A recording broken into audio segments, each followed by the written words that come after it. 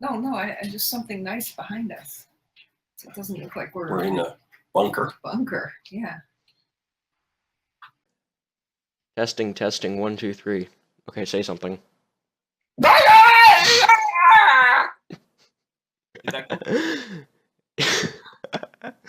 Yep, that worked. I got my game face on. Okay. The Mexico won their game against Germany. The Krauts. Okay. Okay. 3, 2, 1, go. Wait, how do I start these?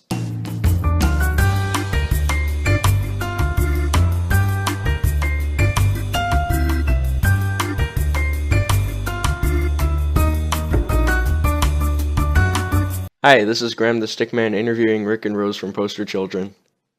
The first question is, after the release of No More Songs About Sleep and Fire, was there any thought that this would be the last Poster Children album? No, we never.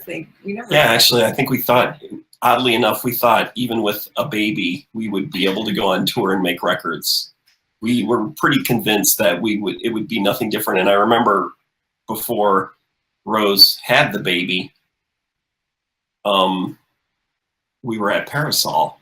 We said, oh yeah, we'll put the record out and then we'll bring the baby on tour. And everybody at the record label kind of went, yeah, you'll do that. Well, there were other babies there at Parasol too. Yeah. And they knew. They knew. Having a baby is like, it's like in the Matrix when you take the red pill or the blue pill and then all reality goes away and it's a different reality. Which pill is that? I don't remember which pill it is. I think it was the red one. Yeah. Well, I guess it depends on what parenthood is. Is parenthood a complete removal from reality, or is it a complete wake-up call? That'll be you to decide in the future, Graham the Stickman. I had something to say though too. I remember seeing other bands break up and and like go on hiatus and stuff, and I thought, well, that's never going to happen with us because we're a family. It's never I mean, break up. We're married, and the guitar player is our brother, my brother, and her brother-in-law. So yeah, and our lovely drummer has been with us since 2000. And I didn't like, and I always hated it when bands would say this was their farewell tour, their breakup tour, their last record, and everything like that. And then like 2 years later or 10 years later, they'd run out of money and they'd be like, "Hey, let's go back on tour again. It's our revival tour." Yeah, and so it's just there's so many bands that would say they broke up and then they would be back together in a year or two, and so we never said we broke up or we stopped making records, and we didn't. We played shows and we worked on music. So yeah, we didn't think it was going to be 14 years though. Wonder if I had anything to do with that. How old are you? 14. It's just a coincidence. Yeah. Okay. It's actually Graham the Stickman's birthday is coming up, right? Or when is it? August 14th. August 14th. We're gonna. The Stickman's birthday. Stickman's birthday is August 14th. I'm having a hard time remembering who I'm talking to. Talking to a character. Okay, this is the next question. It seems like when bands go out on anniversary tours, it always sparks a new album. Was this the case with Daisy Chain Reaction anniversary tour, or were the seeds already planted for a new Poster Children album? I would argue that I think there are a lot of bands that don't put out new records when they go on those revival tours, and that kind of frustrates me. So he said that was a condition. If we were going to re-release the 25-year-old record, that we'd have to make new songs too, because I don't feel right just playing old music and not doing something new, because that's not being a creative artist. It's just being a sort of like live jukebox or something where you just play old songs for people. And even if people don't want to hear new songs, it's nobody ever wants to hear new songs. Yeah, and I'm like that too. When I see an old band, it's like the Talking Heads. What? They're gonna play new stuff? What? But actually, that was the thing. Is when I remember I saw the Psychedelic Furs and Echo and the Bunnymen, and Echo and the Bunnymen played every old song I wanted to hear.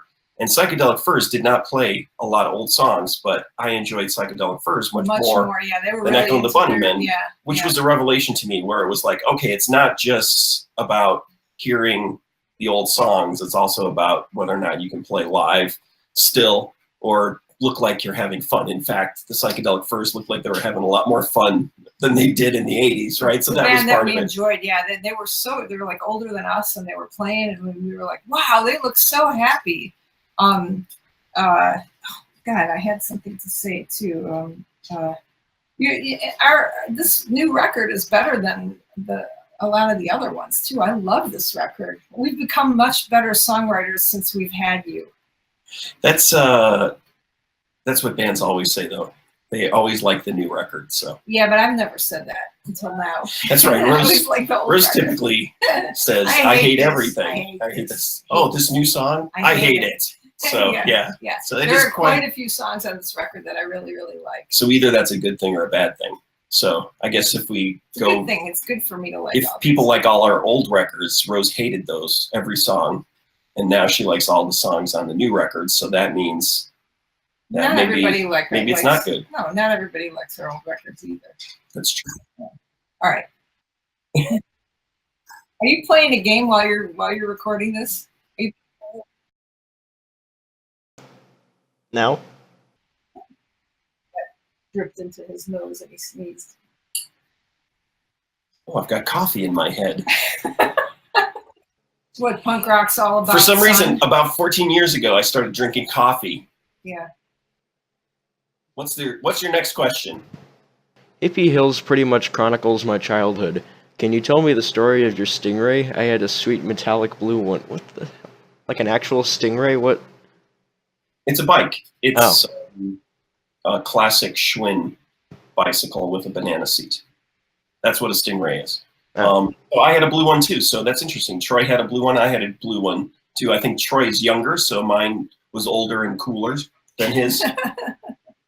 But everybody had Schwinns. I grew up in a town called Western Springs, and there was a place that they hadn't built houses yet out by the highway and we called it Hippie Hills. It was just an undeveloped area, kind of like with woods. Were there hippies in it? Well, I guess, I don't know why it was called Hippie Hills. I never saw a hippie there. But so this would have been in the early 70s. So that idea of like hippies was kind of going by the wayside. But it was just, yeah. So I'm sure teenagers hung out in this kind of like a wooded area before then, and it got the name Hippie Hills. But yeah, I had a Schwinn Stingray. I did not actually destroy it, but there were like these ditches, and we'd set up ramps with a piece of wood, and you'd ride your bike down this hill and hit this ramp and go flying, right? And typically you would fall off your bike. And so I didn't actually destroy a brand new Stingray, but that sounds better in a song than I went down a ramp and fell off my Stingray and felt stupid. Okay. The next question is, you address gun violence in Devil in the Gun, which is appropriate since you're both educators and you have your own kids in school. How have school shootings changed who you are as educators and as parents? Do you think it's too late to fix the problem? Wow, that's really upsetting, though. It's like that. It's appropriate since we're educators and we have kids. We need to talk about guns. That's the one thing that really bothers me, is that it's like we're all of a sudden on the forefront of this problem, which shouldn't be the case. It's a valid question, yeah. And I think that's the scariest thing about it, is that you would ask a gun shop owner this, right?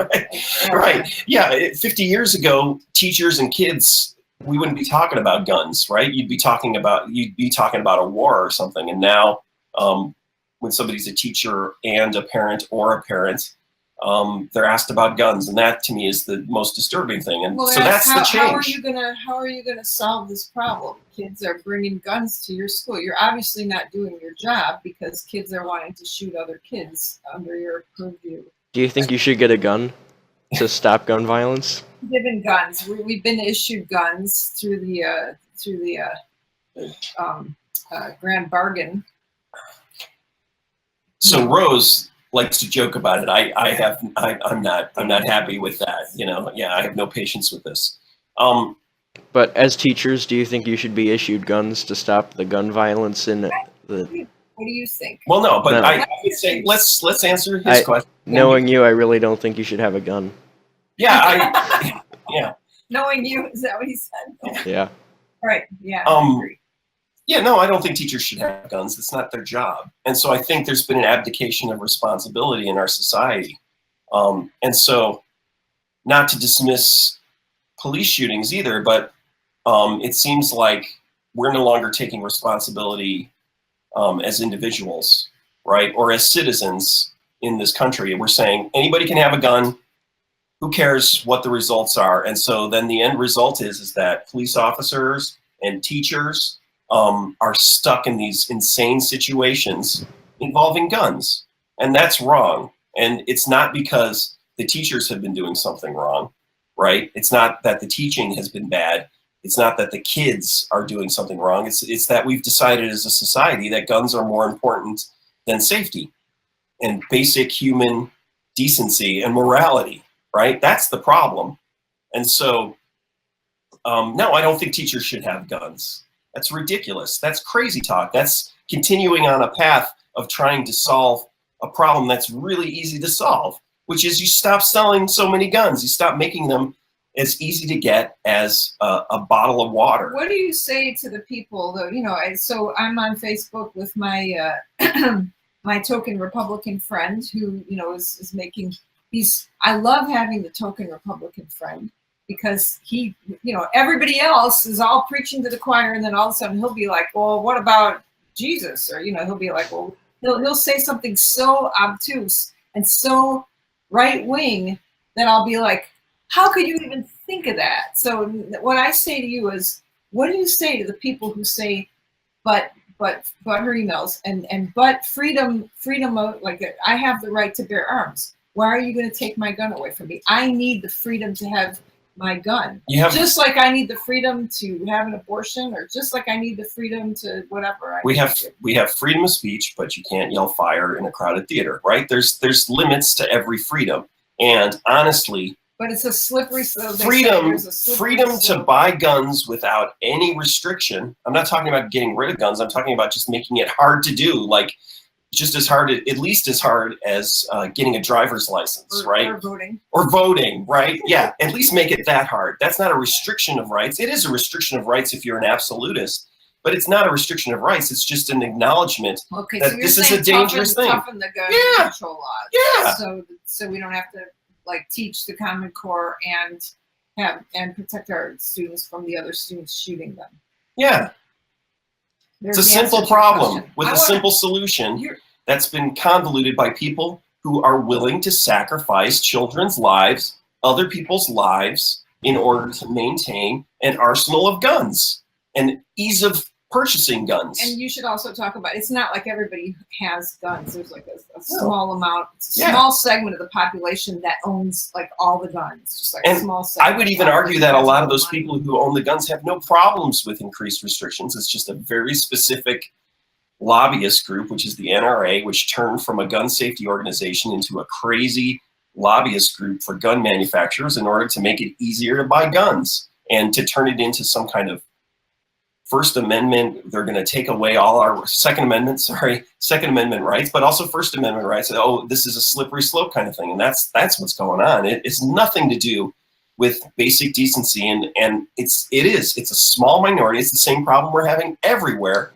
where these small minorities of people who are rich, powerful, or operating in their own interests without the interests of the better good and the whole population as a whole, they are making decisions and forming policy and actively shifting the priorities of our country to benefit them. So if you make guns, you want more people to have guns. And so that closed-mindedness where it's like, it doesn't matter what happens, we'll do anything to sell more guns. Right. And if you have that attitude, that's wrong. And that's what politics and discussion and rational discussion was supposed to be for, is to say, well, wait a minute. Yeah, we understand you want to sell as many guns as you can, but we also have to make sure that children don't walk into a school and shoot each other, that we don't turn our cities into war zones and everything like that, because even though that's good for business, it's not good for the country as a whole. There's also right? a lot of blame being placed on teachers. There's a lot of teacher hate in this society. There's a lot of like, and I'm trying to, right? And so just saying, oh, I think that's a different problem, right? Yeah. Unfortunately, the gun thing kind of gets mixed up with it because now we have school shootings. Right, and that now, you know, so I mean, because, you know, this could be construed as we don't want to protect the children in the school for their students.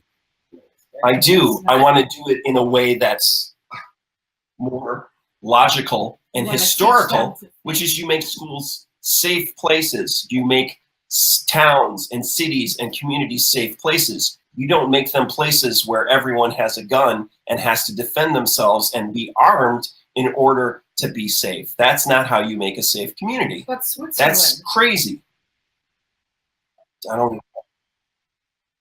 Yeah, Switzerland has problems. Also, Switzerland is a super white, you know, generic country where everyone looks the same and acts the same and has the same ideas. Oh, See, that sounds. Yeah, it's, and on top of it, the people who have the guns, they need to do training on them in military service, and they lock them up in their houses. It's a completely different situation. Switzerland is not the wild, wild west. It's a ancient, you know, monolithic, you know, European country with, yeah, it's incomparable to the diversity of the United States and the history. It's not comparable. Are you scared of school shootings? Is that something that's on your, like, you think about that every day, or like, would you be somebody who would shoot up a school? What, where? No. That's an awful question. I know. No, but the question, what about, do you think about it though? Do you think about the possibility of someone doing that in your school? There was a drill. Yeah. So that's the thing, is I don't think I ever did that, right? I don't think I ever thought to myself, what could I do if someone came into this school with a gun? I never had to think about that. Practice duck and cover though. I didn't practice duck. We didn't do duck and cover. You did, maybe. Yeah, so when we were little kids, they were worried about atomic bombs, nuclear weapons being dropped on like Chicago, for instance. And so you'd have these drills. There was a song called Duck and Cover, which we should cover. And you would learn how to hide under your desk. You wouldn't get annihilated. Okay, next question. That one for Randy. After all these years of music, being parents, becoming professors, what keeps you fighting the good fight of DIY music and art? Where does that fire come from? We see people making mistakes all around us, and we are control freaks, right? What keeps you going? I see other, actually, yeah, I shouldn't have said I see other mistakes. You know, I see other stuff, and it just totally inspires me. You know, look at what that person's doing. Look at what this person's doing. I love this. I want to make that myself. I mean, we've gone from, like, you know, driving our own van around and touring and stuff to like making our own, you know, bread and you know, I'm like trying to make my own clothes and stuff, right? So I love the idea. You know, I would love to be able to have a vegetable garden too. You know, we've done that every couple of years, but this year we're going to go on tour. So I just love the idea of playing God. You know, I love the idea of being the person who's made something. So I being a creator. Yeah, making our own yogurt and stuff, right? I mean, and honestly, it's easier to be a musician when you have another job, and then teaching is a fulfilling job. It doesn't pay a lot, but you feel like you're doing something. And I've had other jobs which are great, and I get stuff done, and I feel good that I got something done, but you don't necessarily see what your direct impact is. Whereas with teaching, you feel a direct impact. If somebody doesn't understand something, you feel like, oh, I haven't done something. And if somebody does something good, you think, oh, well, maybe I had something to do with that. And so you get that. And so it's easier to do this stuff when it's rewarding. And so music, playing and everything like that, that's fun. It's fun to write songs and to play shows and everything like that. It's hard to be a musician and try to make a living at it, which we did for a long time, and it was great, and we had fun. But it's hard to do that for 30 or 40 or 50 years. Anything creative. But it's great to be a teacher, and you get a lot of the same, rewards. It's kind of like having an audience. You have students, and then on top of it, it gives you time on your summers to do music and everything like that, And do creative work. When we see the things that our children create, our hearts sing. Cool. Okay, this is the last one. This isn't really a question, but I feel like the opening line to World's Insane See a burning cross, hail the love from man of God, and it shakes my faith in the whole human race. is one of the best lines you've ever written. Wow. I can think of others that I love too. I'm constantly in awe of your lyrics. Yeah, I mean, and that's the thing is, it just kind of happened. I didn't. Things fall out, and so that's just that idea of using religion to justify hate and discrimination, violence, and everything like that. That really disturbs me, and so I'm glad I could consolidate that or condense that down into one line. It just worked out, and so and I don't even understand how the Klan can use a cross and light it. It's such a complex thing, right? They light a cross on fire, right? So a symbol of Christianity, and they light it on fire, and that's meant to be Christian, right? But then also horribly racist or discriminatory, and all those things mixed together. I think that just represents everything that's wrong with people using their faith to justify their hate and their discrimination and everything like that. This is happening right now, right? The children being taken away from their parents at the borders, and then we have our government citing the Bible as well. It says that you can do this in the Bible, and I finally heard, and I'm looking at these shots of these babies crying, and I can't, I don't even know what to say. I don't know what to think. And then I heard somebody say that, it's just a testament to how amazing the Bible is. You can use it to kill people. You can use it to divide. You can use it to unite. I haven't really seen it. It's a powerful thing, and that's the thing is it was Christianity was the faith of, or a movement of slaves and women and all sorts of people who are discriminating against, but it's also been used as a tool against women and as a tool to endorse slavery, right, and to justify slavery. So that it's a complex thing, and so it's also, it says that just because someone says they're a person of faith or they're Christian or just religious, you can't take them on their word alone, right? You have to look at their actions, and that's what disturbs me most is when people actually believe. They start getting confused and they start thinking, well, because I can justify this through my religion, that my actions have no meaning. Even if my faith tells me not to kill, it's okay to kill. I found a way to rationalize it, and people don't step back and go, wait a minute, that's a contradiction. I'm probably misunderstanding. Instead they say, you don't understand. You're the one who's wrong. Because this is my faith, I'm right. And that frightens me, because I feel like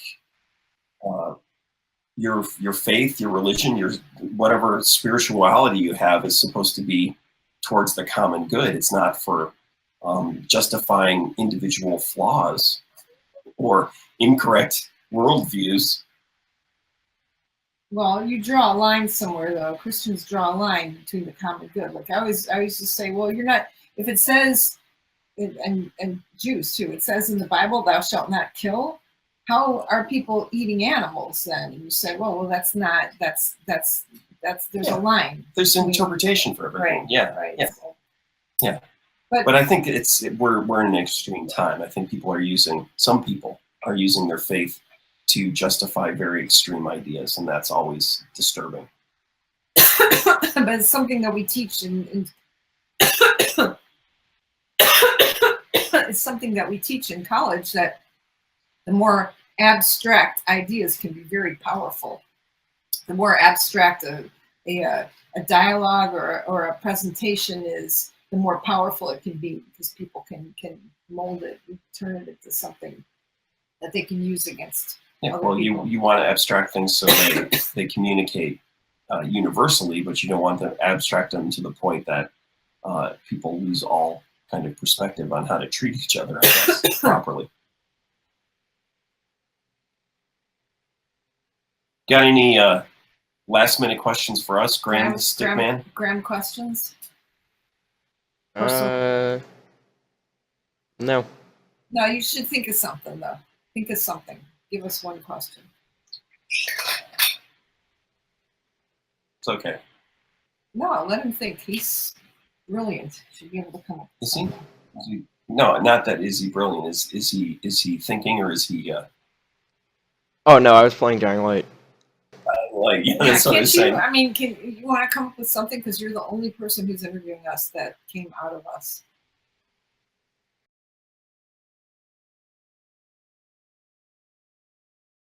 Okay. All right. Well, you should say some kind of closing thing, though. Bye.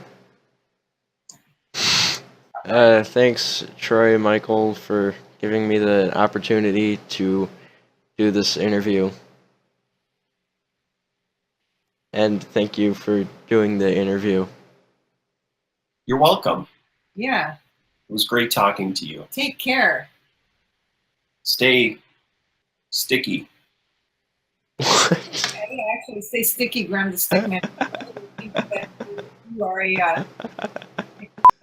That should be your T-shirt. Stay sticky. No, the T-shirt is gonna say. I'm actually working on the T-shirt right now. It says the hero we don't want, the hero we don't need, the hero we deserve. On the back, can it say "Stay sticky"? No. All right. Thank you very much, son. Do you want to go to the pool with us? No. I'm not going either. Do I look like Doge?